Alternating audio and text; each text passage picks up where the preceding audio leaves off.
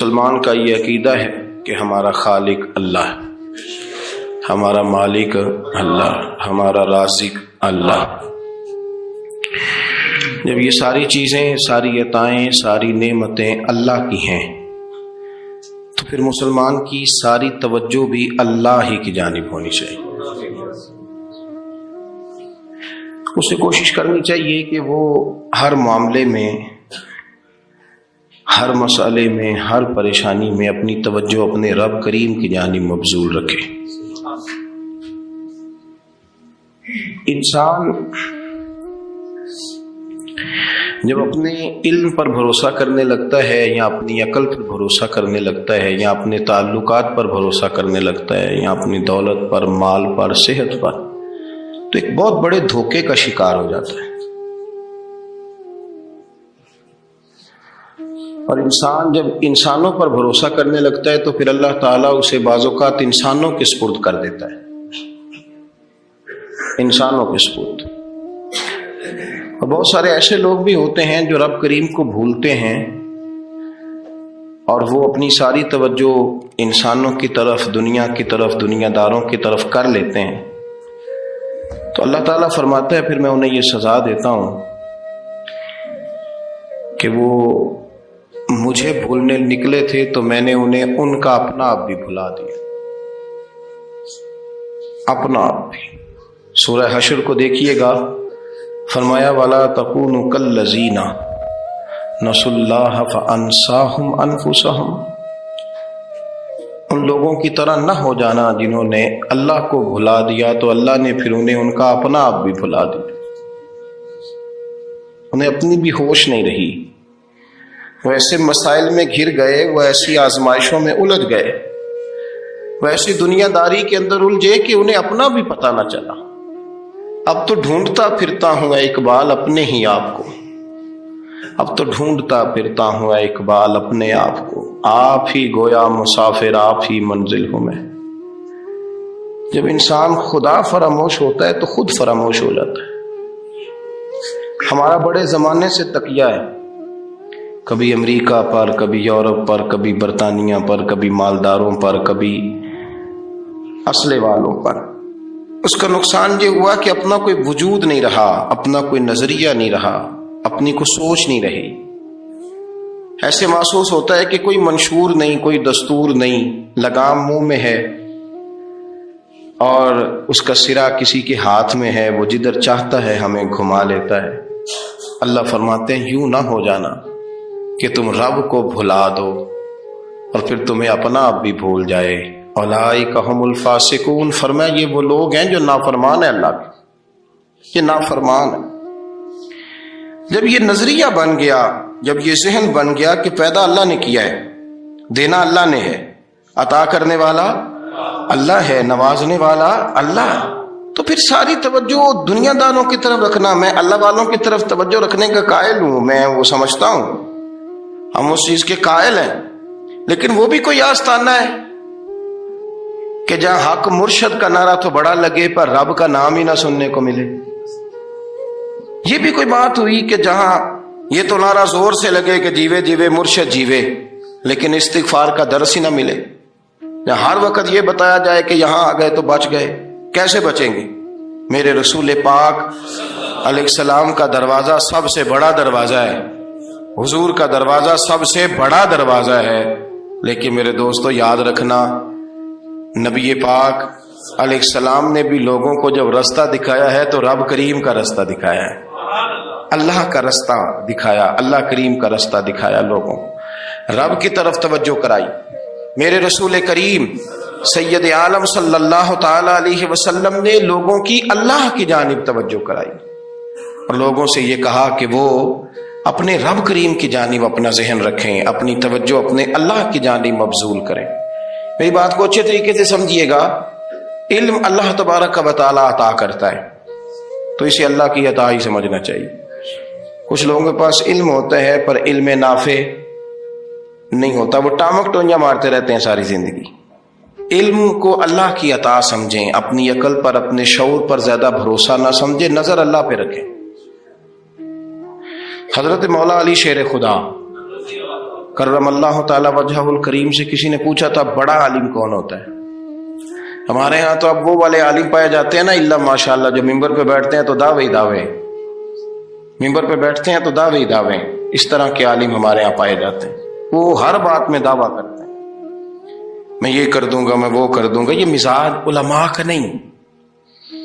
حضرت علی المرتضیٰ سے کسی نے پوچھا بڑا عالم کون ہوتا ہے؟ فرمایا بڑا عالم وہ ہوتا ہے کہ جسے مسئلے کا پتہ نہ ہو تو وہ کہہ دے مجھے نہیں پتا، میں پتہ کر کے بتاؤں گا، غلط بات بیان نہ کرے۔ امام مالک سے کسی نے کوئی مسئلہ پوچھا تو آپ فرمانے لگے مجھے اس سوال کا جواب نہیں آتا۔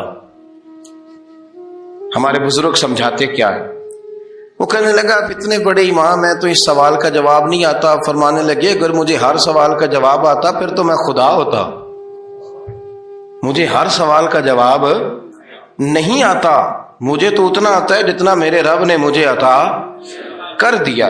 اپنی نظر اللہ پہ رکھیں، نکل آئیں اس معمے سے باہر کہ میں کوئی بلا ہوں، مجھے بڑا پتہ ہے، میرے پاس 6 ڈگریاں ہیں، مجھے 10 جگہ پہ تدریس کا شغف حاصل ہے، اس سے نکلیں باہر۔ قرآن مجید دیکھیے گا اللہ تعالیٰ نے ارادہ قدرت فرمایا کہ میں حضرت آدم کو بناؤں گا، پھر بنانے کے بعد فرمایا فرشتوں سجدہ کرو آدم کو، سب نے سجدہ کیا الا ابلیس ابا واستکبر وکان من الکافرین، سب نے سجدہ کیا سوائے ابلیس کے، اس نے انکار بھی کیا، تکبر بھی کیا اور کافروں میں سے ہو گیا۔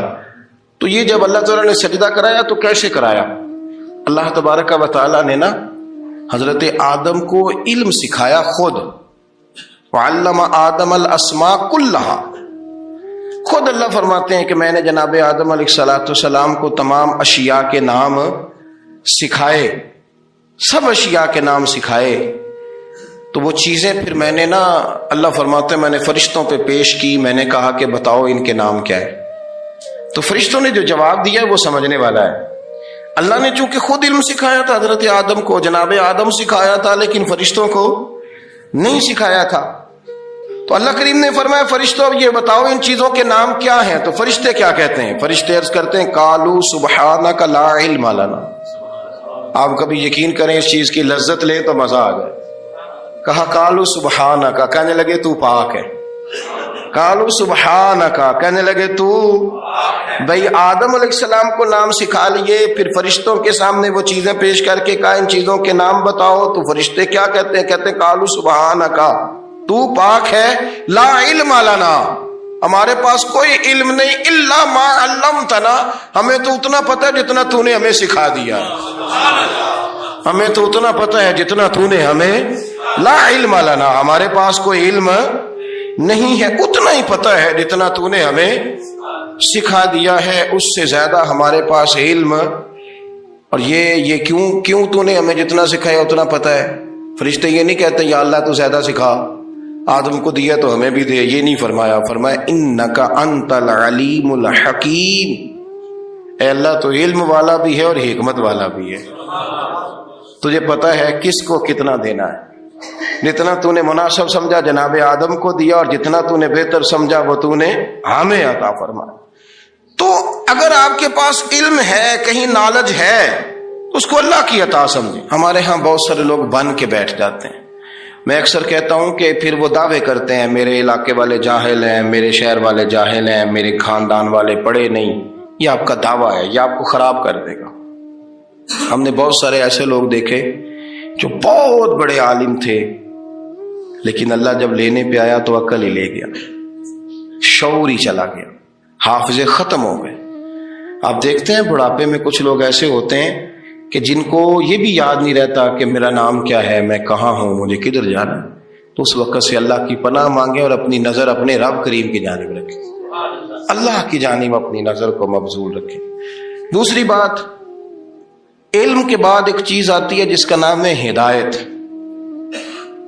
جس کا نام ہے تقوی، جس کا نام ہے پرہیزگاری، جس کا نام ہے عمل، عبادت، ریاضت۔ یہ بھی اسی وقت ہی نصیب ہوتی ہے جب میرا رب کریم نصیب فرما دیتا ہے۔ ہم نے نا نیکی کا اپنا اپنا سٹیٹس بنا لیا ہے، اپنا اپنا معیار بنا لیا ہے۔ کچھ لوگ کہتے ہیں کہ جناب مسجد میں سیمٹ کا توڑا دینے سے بہتر ہے کسی غریب کو آٹے کا تھیلا دے دو۔ اب اس نے اپنا مزاج بنا لیا نا نیکی کا، اس نے اپنا سٹیٹس بنا لیا۔ میرا یہ سوال ہے کہ نبی پاک صلی اللہ تعالی علیہ وسلم جب مدینہ شریف آئے تھے تو حضور نے سب سے پہلے غریبوں میں آٹا تقسیم کیا تھا کہ سب سے پہلے مسجد بنائی تھی؟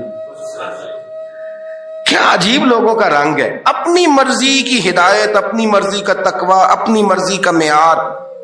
مسجد کوئی بڑا چھوٹا خطیب بھی میری طرح کا ہو نا تو وہ مسجد میں بیٹھ کے جب نبی پاک کی بات کرتا ہے تو کہتا ہے میرے رسول پاک غریبوں کا سہارا بن کے آئے۔ وہ غریبوں کی بات کرتا ہے، مسکینوں کی، لاچاروں کی، کمزوروں کی بات۔ تو مسجد ہی تو وہ ادارہ ہے جہاں سے غریبوں کی بات ہو رہی۔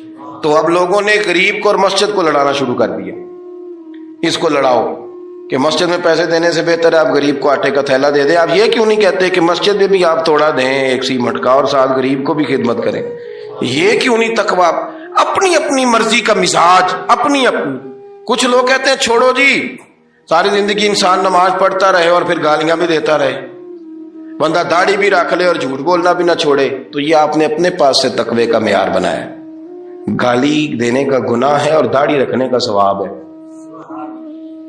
تو اگر آپ داڑھی رکھے ہوئے ہیں اور آپ کوئی غلطی کر رہے ہیں تو اس سے آپ کی داڑھی کا ثواب ختم، اللہ کرے آپ کو سمجھ آئے میری بات۔ آپ کوئی غلطی کر رہے ہیں، داڑھی کا ثواب اس سے ختم، وہ اپنی جگہ پہ قائم ہے چیز۔ اپنی مرضی کا کیوں تقوی کا معیار بناتے ہیں؟ تقوی کا مزاج اپنی مرضی کا نہ بناؤ۔ اللہ کی بارگاہ سے دعا مانگو کہ یا اللہ ہمیں ہدایت کا نور عطا فرما، اللہ تو ہمیں رستہ دکھا، تو بتا کہ ہدایت کیا ہے۔ تو رب فرماتا ہے اللہ ولی الذین آمنوا، اللہ مومنوں کا مددگار ہے، یخرجہم من الظلمات الی النور، وہ انہیں اندھیروں سے نکالتا ہے اور نور کی طرف روشنی عطا فرماتا ہے۔ اندھیروں سے نور کی طرف اللہ لاتا ہے۔ اللہ ولی، اللہ مومنوں کا ولی ہے، وہ انہیں اندھیروں سے نور کی طرف نکالتا ہے۔ ہدایت ہمیشہ اللہ کی طرف سے سمجھے۔ جب وہ نماز کی توفیق دیتا ہے تو اپنے فضل سے دیتا ہے، جب وہ ذکر کی توفیق دیتا ہے تو اپنے فضل سے۔ ہم سمجھتے ہو جی فلانا نہیں پڑھ رہا بڑا بیوقوف ہے، فلانا نہیں پڑھ رہا، تو تم کیا اپنی عقل کے طور پہ پڑھ رہا ہے؟ میں جی اللہ کے فضل سے 2 سپارے پڑھتا ہوں، تو کس پہ احسان کرتے تو 2 سپارے پڑھ کے رویا کر کہ اگر مالک تو بڑا قریب نہیں۔ بڑے لوگ ہیں جن کو پورا قرآن حفظ ہے پر انہیں پڑھنے کی توفیق نہیں، تو انہیں فضل کیا اور مجھے توفیق دے دی ہے پڑھنے۔ رویا کر، پڑھ کے رویا کر، راتی ساری کر کر زاری، وہ نیند اکھاں تھی توندے تے فجرے اوہی گناہگار کہاون سب تو نیوے ہوندے۔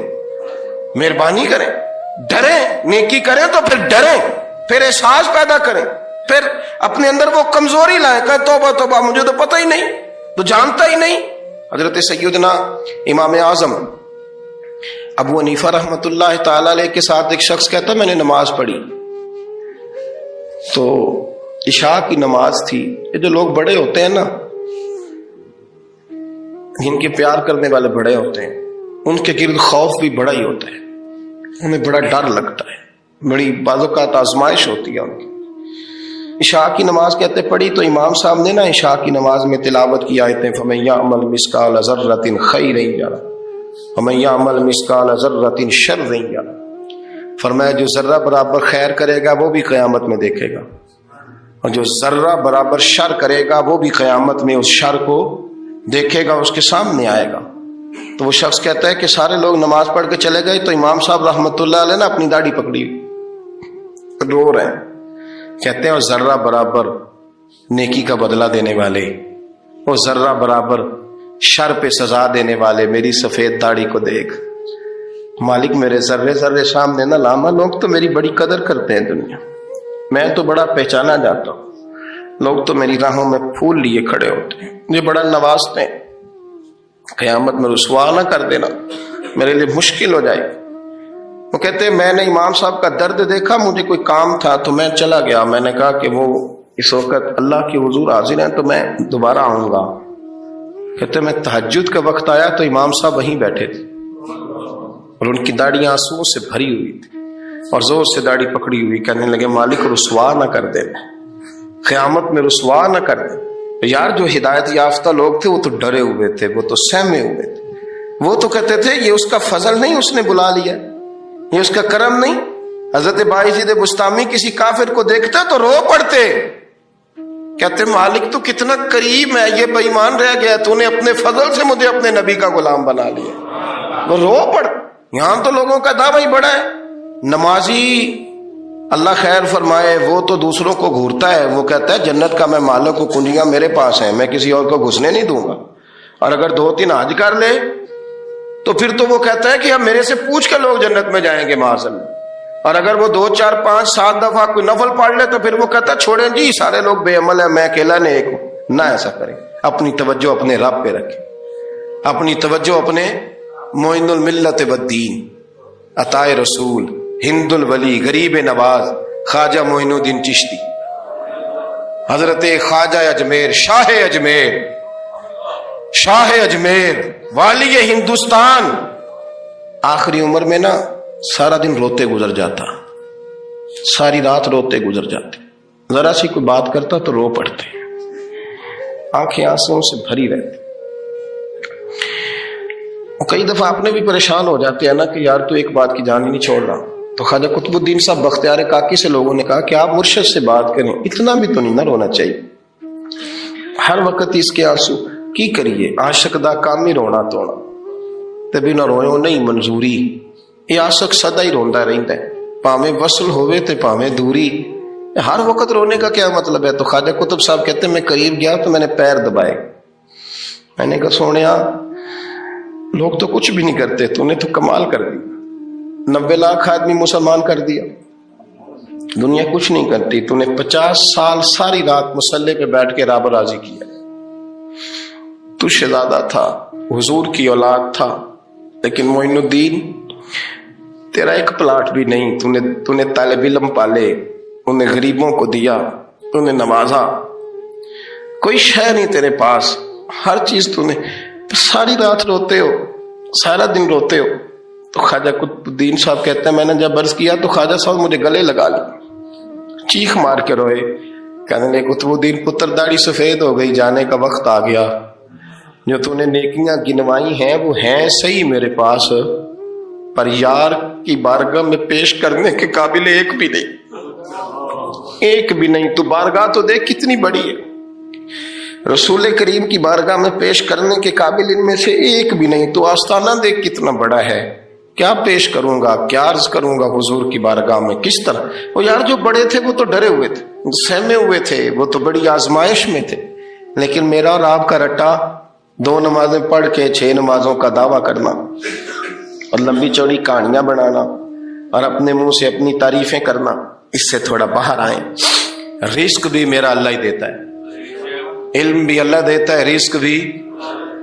بڑے بڑے فقیروں کو مالدار ہوتے دیکھا، بڑے بڑے مالداروں کو فقیر ہوتے دیکھا، بڑے بڑے، میرا ایک بڑا سخی قسم کا سجن ہے، بڑا پیارا ہے، میں اسے سخی مانتا ہوں، میں نے اپنی پریشانیوں کے دنوں میں بھی اس شخص کو سخی دیکھا۔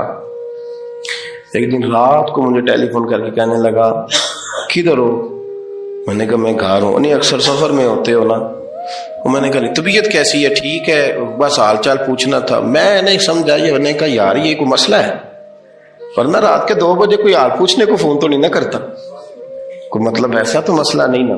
تو میں نے بیک کال کی، میں نے کہا یار میری بات سن، مسئلہ کیا؟ کہ نہیں کچھ نہیں دل کر رہا تھا۔ میں نے کہا میری گل سن، رہے ہیں اسی 4-5 سال کٹھے، میں تین جاننا، اصل بات کر۔ کہنے لگا مکان بھی بڑا ہے، سارا کچھ ٹھیک ہے، پر وہ بڑا ہی بے نیاز ہے، کچھ حالات اس قسم کے آ گئے کہ لوگوں کو بتاؤں بھی تو لوگ ماننے کو تیار نہیں، زیادہ نہیں، مجھے نا تھوڑے سے پیسوں کی ضرورت ہے، کوئی 15-20 ہزار اگر مل جائیں، میری ضرورت۔ آپ یقین کریں میں روتا رہا ساری رات۔ میں نے کہا مہربانہ تیرا کس طرح کرانگا، اس سے لے کے زمانہ استعمال کرتا تھا، پر بے پرواہی ویخ نہ سجڑ دی، جتھے کسے دی پیش نہ جاوے، انہیں تاجہ والے در در رولے تے منگتے ہیں تخت بٹھاوے۔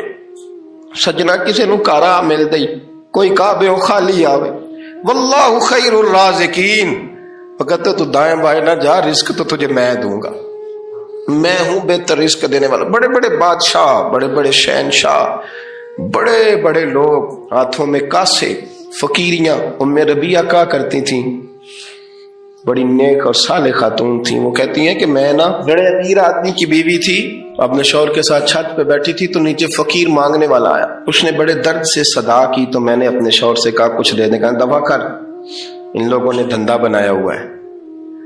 کہتی میں میکے سے بھی بڑا مال لے کے آئی تھی، میرے ماں باپ بڑے امیر تھے تو میں نے نا چوری اپنے خامد سے نظر بچا کے باتھ روم جانے کے بہانے گئی اور نیچے جا کے 5 دینار میں نے اس فقیر کی ہتھیلی پہ رکھے۔ کہتے ہیں اس نے 5 دینار دیکھے، پھر میری طرف دیکھا تو میں نے اس کی آنکھوں میں آنسو چمکتے دیکھے۔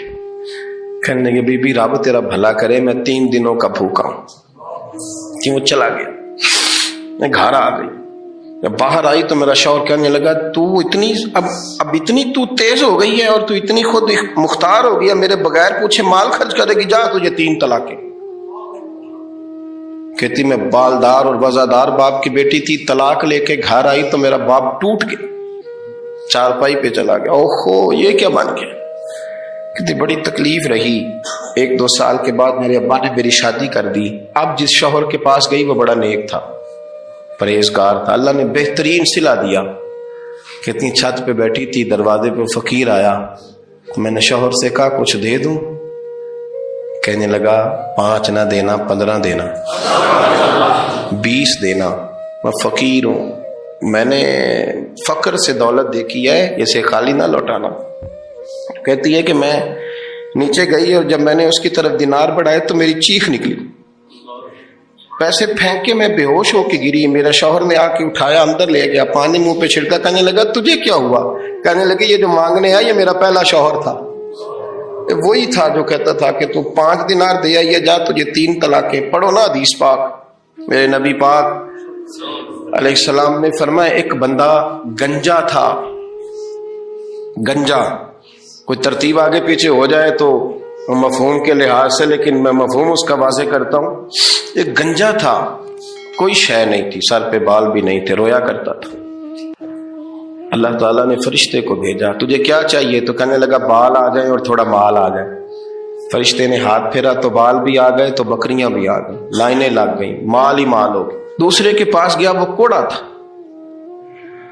اس کو جا کے کہا کیا چاہیے؟ کہنے لگا شفا ہو جائے اور کچھ اللہ تعالیٰ آسانی کر دے۔ شفا بھی ہو گئی، گائیں بھی دے دی، بھینسیں بھی دے دی، مال ہی مال ہو۔ پھر ایک کے پاس گیا، وہ اندھا تھا، تجھے کیا چاہیے؟ اس نے کہا آنکھیں ملنے اور کچھ ساتھ اللہ مال دے دے۔ اونٹ ہی اونٹ ہو گئے۔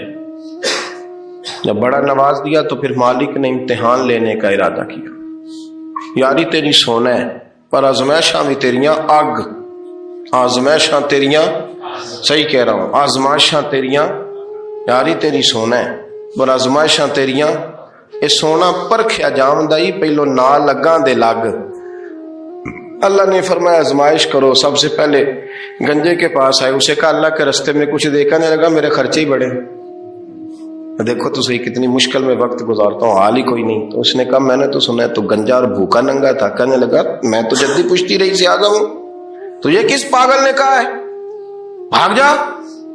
اس نے کہا اچھا جیسے تو تھا ویسے ہی ہو جائے۔ کھیت کھلیان اجڑ گئے، پھر سے گنجا ہو گیا۔ حضور علیہ السلام فرمانے لگے، پھر وہ اس کے پاس گیا جو کوڑا تھا، اسے کہا کچھ دے، کہنے لگا خرچے ہی بڑے۔ اب پوچھ لیں کسی امیر آدمی سے، کہے گا چکی کے نیچے ہاتھ ہے میرا، میرے سے زیادہ تو پریشان بندہ ہی کوئی نہیں، کیا بتاؤں آپ کو، اتنا ٹیکس ہے، اتنا جرمانہ ہے، فلانی شے، بڑا کچھ گنواتے ہیں لوگ۔ اس نے کہا میں نے تو سنا تو پہلے کوڑا تھا۔ اس نے کہا اچھا دوڑ جا، میں تو رئیس اعظم ہوں، دادا بھی پردادا بھی اور ساری نسل ہی۔ اس نے کہا اچھا جیسے تو تھا ویسے ہی ہو جائے۔ پھر وہ گیا اندھے کے پاس اور جا کے کہا اللہ کے نام پہ کچھ دے۔ تو کہنے لگا رب کے نام پہ؟ یہ کھڑے ہیں اونٹ، جتنے تیرے دل کرے لے دا۔ اس نے کہا کیا مانا اس بات کا؟ کہنے لگا یار تجھے کیا بتاؤں، میں تو اندھا تھا، میں نے تو کبھی دنیا دیکھی نہیں تھی، پھر اس کریم نے فضل کیا تو مجھے بڑا کچھ دکھایا، میں کیا بتاؤں، میرا دل کر رہا کہہ دوں کہ پھر اس نے کعبہ دکھایا، پھر اس نے روضہ رسول دکھایا، پھر اس نے ریاض الجنہ کے سجدے دکھائے، پھر اس نے اپنے محبوب کے دروازے کی رونقیں دکھائیں. اس نے بڑا کچھ دیا, اس نے بڑا نوازا. میرے پاس تو شاید میں بدکار پرانا خادم, کسے در ملی نہ ٹوئی. واصف یار نے نظر جو کی تھی پھر واصف ہی ہوئی. اور مالک کریم ہمیں جو اپنے فضل سے دیا ہے وہ اپنے رستے میں خیرات کرنے کی بھی توفیق دے. آخر دعوانا ان الحمدللہ.